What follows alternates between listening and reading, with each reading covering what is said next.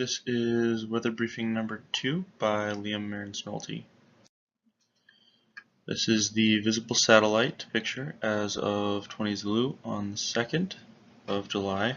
As you can see, there are clouds above Colorado, Wyoming, Montana, part of Oklahoma, part of Iowa, some of the other Great Lakes states, and it's also a few other places, but those are where it is most dominant.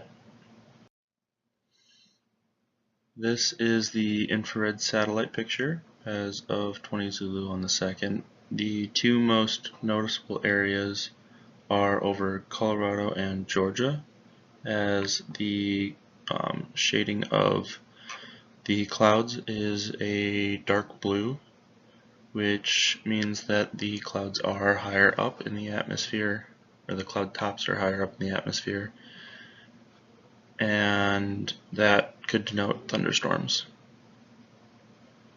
This picture also shows that the clouds over Iowa and the Great Lakes states are mid-level clouds. This is the water vapor satellite image for 20 Zulu. The main moist areas are over Colorado, Wyoming, and Iowa, along with part of Georgia. Also, off the coast of California, there seems to be a large dry section that is potentially moving into the United States. This is the radar for July 2nd at 20 Zulu. There are very few storm cells. However, there are a few. The most dominant over the United States, which are hard to see on this map, are in Georgia, as there are a few cells there. There are also some moderate storms over the eastern part of Lake Michigan and a fair amount of precipitation happening in Ontario. This is the convective outlook between 20 Zulu on the 2nd and 12 Zulu on the 3rd. The most at-risk area for thunderstorm is over western Nebraska and over Kansas. However, there are other areas in a dark green that have a slight chance, a marginal chance of a thunderstorm, and in an even lighter green there's even a lower chance. Once again, looking at a convective outlook map, this time for July 3rd at 12 Zulu through July 4th at 12 Zulu. The greatest chance for thunderstorms is over Nebraska, Kansas, the northern half of Oklahoma, the southwest part of South Dakota, and some other areas that have very, very little chance of precipitation.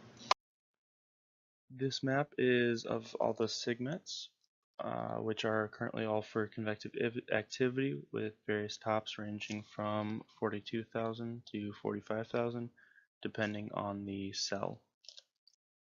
This map also shows the convective outlook for certain areas, which show the possibility of thunderstorms in that area.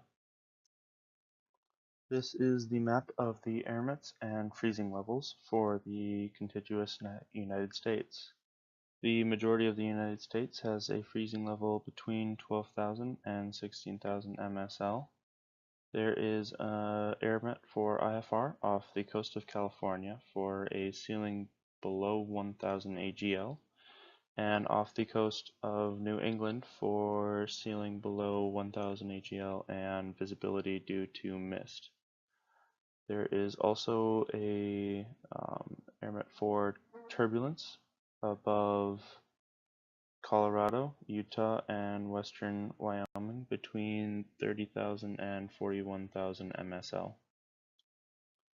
This map symbolizes pilot reports and where they were located and at which height.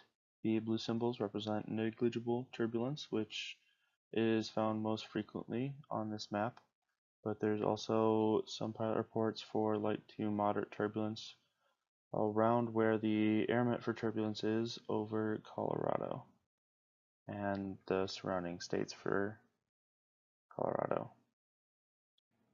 There was also some light turbulence reported over states like Kentucky, Tennessee, Mississippi, and Alabama, but they were light turbulence, meaning less impactful for flight. Over Michigan, there were also reports of turbulence and some moderate icing, which is very rare in this time of the month at medium altitude, especially with a freezing level above 12,000. As for locally, there is very little activity. There are a few cells to the west of the Dakotas that could potentially grow into thunderstorms, but as of now they are still a little bit too small to give any warning to the Grand Forks area.